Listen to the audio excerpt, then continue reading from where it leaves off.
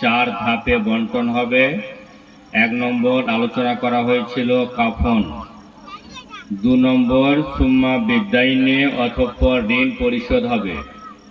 আমরা আলোচনা করছিলাম যদি কোনো ব্যক্তির ঋণ থাকে, ওই লোকটা যদি শহীদ হয়ে যায়, আবার তাকে জীবিত করা হয়, আবার শহীদ হয়ে যায়, আবার জীবিত করা হয়, তা সত্ত্বেও ওই লোকটা জান্নাতে যেতে পারবে না যতক্ষণ না সে তার ঋণ পরিশোধ করবে।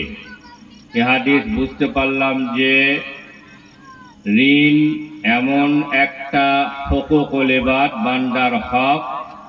এই জন্য আমাদের যাদের ঋণ আছে তাদের কাছে আমাদের বিনীত নিবেদন যে আমরা সব কাজ ছেড়ে দিয়ে প্রথমে ঋণ পরিশোধ করব, তারপরে অন্যান্য কাজ করব, কারণ ঋণ থাকলে আমি যে জান্নাতে যেতে পারবো না।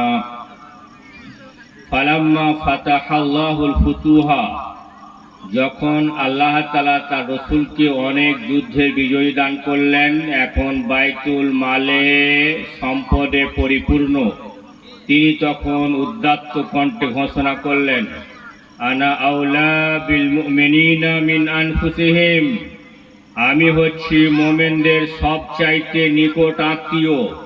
ফামান তারাকা মালান ফাহুয়া লিওয়ারাসাতিহি, যে ব্যক্তি সম্পদ ছড়ে গেল সে তার সন্তানদের জন্য, তার আত্মীয় স্বজনের জন্য ছেড়ে গেল।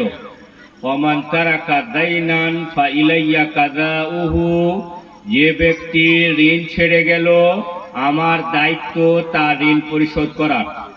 আল্লাহ রাসূল সাল্লাল্লাহু আলাইহি সাল্লাম বাইতুল মাল থেকে ওই ঋণী ব্যক্তির ঋণ পরিশোধ করলেন। এ হাদিস দলিল যে ঋণ পরিশোধ করতে হবে। এখন আমাদের সমাজে যদি এমন কোনো ব্যক্তি মারা যান যিনি ঋণী ছিলেন, খুব গরিব মানুষ, ঋণ পরিশোধ করতে পারেননি, ঋণ পরিশোধের জন্য কিছু অর্থ ছেড়ে যেতে পারেননি, সেক্ষেত্রে তাদের দায়িত্ব বর্তাবে মসজিদ কমিটির, এলাকার নেতাদের উপরে, সমাজের বিশিষ্ট ব্যক্তির উপরে। তারা কি করবেন?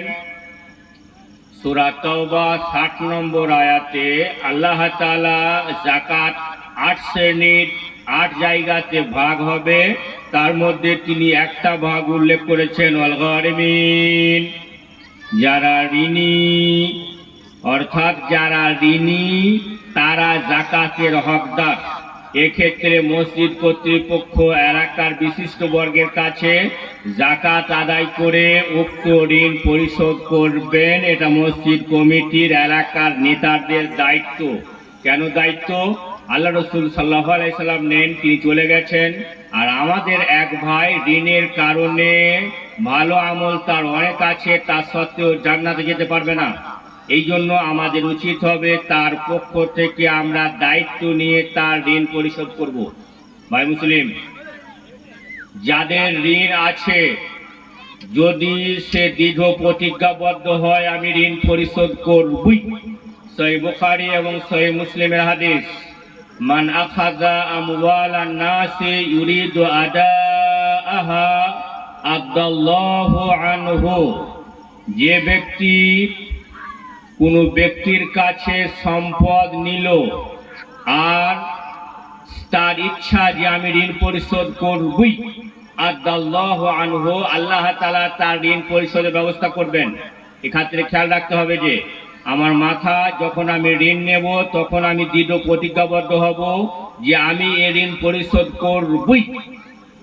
সহিহ হাদিসে আছে ঋণ পরিশোধ না করা পর্যন্ত আল্লাহ তাআলা তাকে মারবেন না, তাকে ঋণ পরিশোধের তৌফিক দিবেনই। ওয়ামান আখাযা আমওয়ালান নাসি ইউরিদু আতলাফাহা আতলাফাহুল্লাহ, যদি কোনো ব্যক্তি কাউরি কাছে সম্পদ নেয় অর্থাৎ ঋণ নেয়, তার উদ্দেশ্য আমি মেরে নেব, ধ্বংস করে দেব, তাহলে আল্লাহ তাআলা তাকেও ধ্বংস করবেন, অর্থাৎ ওই লোকটা ঋণ পরিশোধ আর করতে পারবে না। ভাই মুসলিম, এই জন্য আমরা যারা ঋণ নিয়েছি আমাদের ঋণ পরিশোধের জন্য দৃঢ় প্রতিজ্ঞাবদ্ধ হতে হবে। সব কাজ ছেড়ে দিয়ে আমরা প্রথমে ঋণ পরিশোধ করব, অতঃপর অন্য কাজ করব। এটা আমি মুসলিম হিসাবে এটা আমার কর্তব্য। যখন আমরা ঋণ আপোষের মধ্যে লেনদেন করি, শরীয়তে আল্লাহ তাআলা তা নির্ধারিত একটা নিয়ম করেছেন। যখন আমরা কারো কাছে ঋণ নেব বা কাউকে ঋণ দেব, আল্লাহ তাআলার নির্দেশিত নিয়ম আমরা মানতে বাধ্য। আল কোরআনুল কারীমের সবচাইতে বড় আয়াত হলো আয়াতুদ্দাইন, মানে ঋণের আয়াত। এটা সূরা বাকারার 282 নম্বর আয়াত। এই আয়াতে আল্লাহ তাআলা বলেন, যখন ঋণের লেনদেন হবে, অনেক বড় আয়াত, তখন 5 জন ব্যক্তির উপস্থিতিতে ঋণ লেনদেন হবে। নাম্বার 1 ঋণদাতা, নাম্বার 2 ঋণ গ্রহীতা, নাম্বার 3 লেখক, নাম্বার 4 এবং 5 দুইজন সাক্ষ্য। 5 জন ব্যক্তির উপস্থিতিতে আমাদের ঋণ লেনদেন করতে হবে। এটা সৃষ্টিকর্তা আল্লাহ তাআলার নির্দেশ। এখানে বুঝতে পারলাম যে ঋণ নেওয়া দেওয়া এটা খুব হালকা কাজ নয়, কারণ এটাকে আদায় করতে হবেই। এই জন্যই যদি ঋণ গ্রহীতা হঠাৎ মারা যায়, তাহলে সাক্ষ্যদাতারা আছেন, লেখকরা আছেন, তারা বলবেন যে ইনি ঋণ নিয়েছেন। সুতরাং ওয়ারিসদের বন্টনের আগে তার সম্পদ, তার ত্যক্ত সম্পদ থেকে তার ঋণ পরিশোধ হবে। এই জন্য ভাই মুসলিম, আমরা আপোষে যখন ঋণ লেনদেন করব, আল্লাহ রাব্বুল আলামিন আমাদের যে নিয়ম দিয়েছেন, সূরা বাকারার 282 নম্বর আয়াতে 5 জন ব্যক্তির উপস্থিতিতে আমাদের ঋণ লেনদেন করতে হবে। এবং ঋণ লেনদেন করার সময় আমাদের পরামর্শ থাকবে যে আমরা দৃঢ় প্রতিজ্ঞাবদ্ধ হব যে আমি ঋণ পরিশোধ করবই। যে ব্যক্তি এরকম প্রতিজ্ঞা করবে, আল্লাহ তাআলা তার ঋণ পরিশোধ করার তৌফিক দিবেন, তার মাধ্যমে হোক বা তার ওয়ারিসদের মাধ্যমে হোক। নতুবা যদি আমি ঋণ পরিশোধ না করতে পারি, আমাকে হুকুকুল ইবাদ, বান্দার হক, এই জন্য দীর্ঘদিন আমাকে জাহান্নামে থাকতে হবে। ঠিক কিভাবে বিচার হবে যদি আমরা কারো ঋণ পরিশোধ না করি? সহিহ মুসলিম হাদিস নাম্বার 2185, হাদিসের বর্ণনাকারী আবু হুরায়রা রাদিয়াল্লাহু আনহু, তিনি বলছেন, আল্লাহ রাসূল সাল্লাল্লাহু আলাইহি সাল্লাম সাহাবাদের বললেন, হাল তাদরুনা মাল মুফলিস? এই সাহাবাদের জামাত, তোমরা কি মুফলিস, অভাবী ব্যক্তিকে তোমরা জানো? ক্বালু, সাহাবায়ে কেরামরা প্রত্যুত্তরে বললেন, মান্না দিরহামা লাহু ওয়ালা মাতাআ, যার কোনো টাকা পয়সা নাই, কোনো সম্পদ নাই, সেই তো মুফলিস, অভাবী, দরিদ্র। আল্লাহ রাসূল সাল্লাল্লাহু আলাইহি সাল্লাম বললেন, না, ইন্নাল মুফলিসা আল্লাযী ইয়াতি ইয়াউমাল কিয়ামাতে, অভাবী ব্যক্তি, প্রকৃত অভাবী ব্যক্তি তো সেই যে কিয়ামতের দিনে আসবে। আর শাতামা হাযা, যে সে ওই লোকটাকে গালি দিয়েছে, ওয়া আখাযা আমওয়ালা হাযা, তার মাল সে ঋণ নিয়েছে, ঋণ পরিশোধ করেনি। ফাকাত ইত্তাবা হাযা, সে এর গীবত করেছে। ইউখাযু মিন হাসানাতিহি ওয়া ইতরাহু লাহু, তখন ঋণ পরিশোধ যে করে নাই তার নেকিগুলোকে নিয়ে ঋণদাতাকে দিয়ে দেওয়া হবে। যদি ঋণ গ্রহীতার কোনো নেকি না থাকে, ইউখাযু মিন সাইয়্যাতিহি, তার গুনাহগুলোকে নেওয়া হবে এবং ঋণ গ্রহীতাকে দিয়ে দেওয়া হবে। সুম্মা তুরিহা ফিন্নার, অতঃপর ওই ঋণ গ্রহীতাকে জাহান্নামে ফেলে দেওয়া হবে। ভাই মুসলিম, সেদিন তার নামাজ, তার রোজা কোনো কাজ করবে না। এই জন্য মুহাদ্দিসিনে কেরাম বলেন যে আদাইনু লা তুকাফিরুহা সালাতু ওয়ালা সিয়ামু ওয়ালা যাকাতু ওয়ালা সাদাকাতু, ঋণ এমন একটা গুনাহ যেটা আদায় না করলে, নামাজ পড়লে আদায় হবে না, হজ করলে আদায় হবে না, যাকাত দিলে আদায় হবে না, অন্যান্য আমল করলে আদায় হবে না, বরং ঋণকে পরিশোধ করতেই হবে। হ্যাঁ, এখন ঋণদাতা যদি ছেড়ে দেয় তাহলে সে কথা ভিন্ন। এখানে আমরা অনেক ভাই আছি, আল্লাহ তাআলা আমাদেরকে পয়সা দিয়েছেন। কোনো গরিব ব্যক্তি যদি চাইতে আসেন, তাহলে তাকে আমরা ঋণ দেব নির্দিষ্ট পদ্ধতিতে, যেমন আল্লাহ তাআলা বলেন। ঋণ দিলে লাভ কি হবে? তার ডাবল সদকার নেকি হবে। ঠিক কেমন ভাবে আল্লাহ তাআলা আল কোরআনুল কারীমে সবচাইতে বেশি ভালোবাসেন যাকে, তাকে আরবি ভাষায় বলা হয় আল মুহসিন। আল কোরআনে 30-এর চাইতে বেশি জায়গায় এই আয়াত উল্লেখ আছে, ইন্নাল্লাহা ইউহিব্বুল মুহসিনিন। আল্লাহ তাআলা পরোপকারীকে ভালোবাসেন। যারা পরের উপকার করেন আল্লাহ তাআলা তাকে বেশি ভালোবাসেন। আমি ঋণ দিলাম, এর অর্থ হলো পরের উপকার করলাম। এই জন্য যাদেরকে আল্লাহ তাআলা পয়সা দিয়েছেন আপনি তাকে ঋণ দেবেন, আপনার কোনো লস নেই। যদিও পৃথিবীতে আপনার ঋণ পরিশোধ না করে যায়, তাহলে কিয়ামতের দিনে আপনি ওর নেকির গুলোকে নিয়ে নিতে পারবেন। এই জন্য যে ঋণ নিয়েছে পৃথিবী থেকে সে পালিয়ে যেতে পারে, কিন্তু কিয়ামতের দিনে মিজানের পাল্লায় যখন রাখা হবে তখন সে পালিয়ে যেতে পারবে না। এই জন্য ভাই মুসলিম, যাদেরকে আল্লাহ তাআলা সামর্থ্য দিয়েছেন, যদি কোনো গরিব মানুষ ঋণ চাইতে আসে তাকে আপনি শরীয়ত নির্দেশিত নিয়ম অনুযায়ী সূরা বাকারার 282 নম্বরের নিয়ম অনুযায়ী আমরা ঋণ দেব। কারণ ঋণ দিলে আল্লাহ তাআলা ওই লোকটাকে ভালোবাসেন এবং ডাবল সদকার সমতুল্য নেকি দেন। কারণ ওই লোকটা অন্যের উপকার করলো। যারা অন্যের উপকার করেন সৃষ্টিকর্তা আল্লাহ তাআলা তাকে অনেক ভালোবাসেন। বোঝাতে চাইলাম যে মৃত ব্যক্তির ত্যাক্ত সম্পদ থেকে 2 নম্বর ধাপ তার ঋণ পরিশোধ হবে।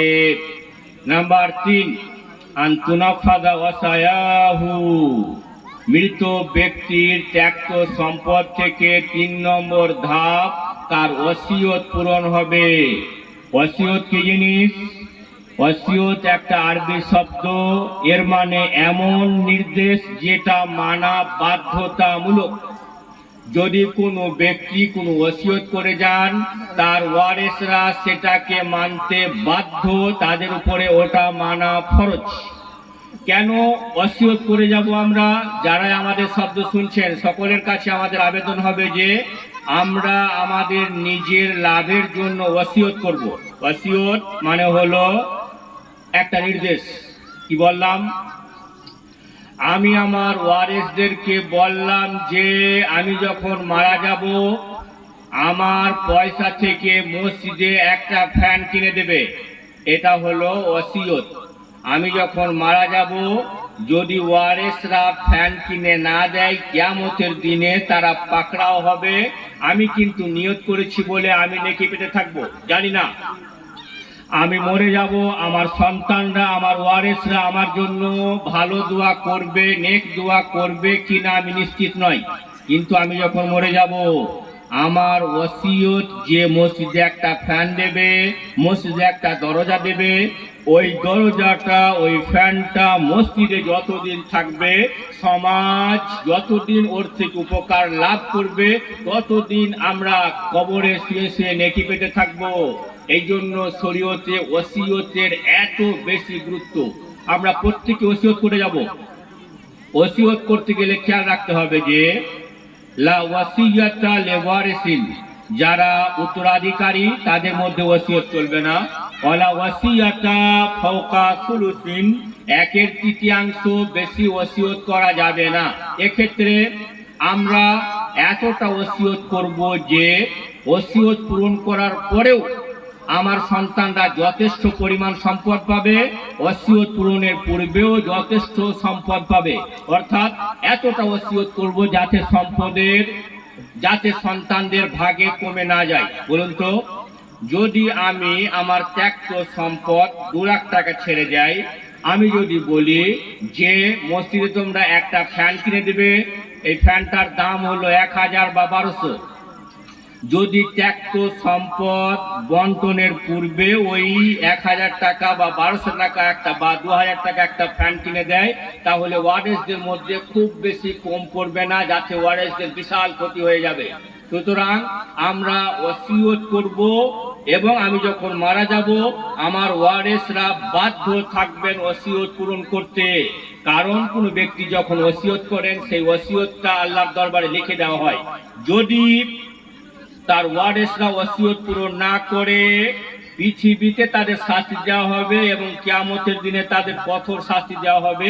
এক্ষেত্রে ওসিয়ত পূরণ বাধ্যতামূলক। ভাই মুসলিম যারা আমাদের শব্দ শুনছেন, আমরা অন্তপক্ষে এতটুকু ওসিয়ত করে যেতে পারি, আমি মরে যাব তখন আমার ত্যাক্ত সম্পদ থেকে একটা কুরআনুল কারীম কিনবে এবং মাদ্রাসাতে দেবে। যতদিন ওই কুরআনুল কারীমটা মাদ্রাসায় পড়া হবে আমি কবরে শুয়ে শুয়ে নেকি পেতে থাকবো। এই জন্য ওসিয়তের এত আল্লাহ তাআলা জোরপূর্বক নির্দেশ দিয়েছেন। আল্লাহ তাআলা বলেন ওয়াসিয়াতাম মিনাল্লাহ, এটা আল্লাহ তাআলার পক্ষ থেকে ওসিয়ত।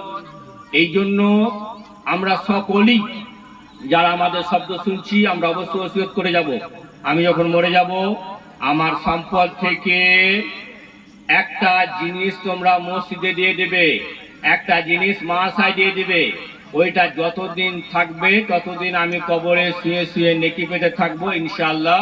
এই জন্য ওসিয়ত করলে আমার নিজের লাভ। আমি যখন মরে যাব আমার সন্তানরা আমার কাফন দাফনের পয়সা, আমার ঋণ পরিশোধ, আমার ওসিয়ত পূরণ করবেন, এটা সন্তানরা বাধ্য থাকবেন।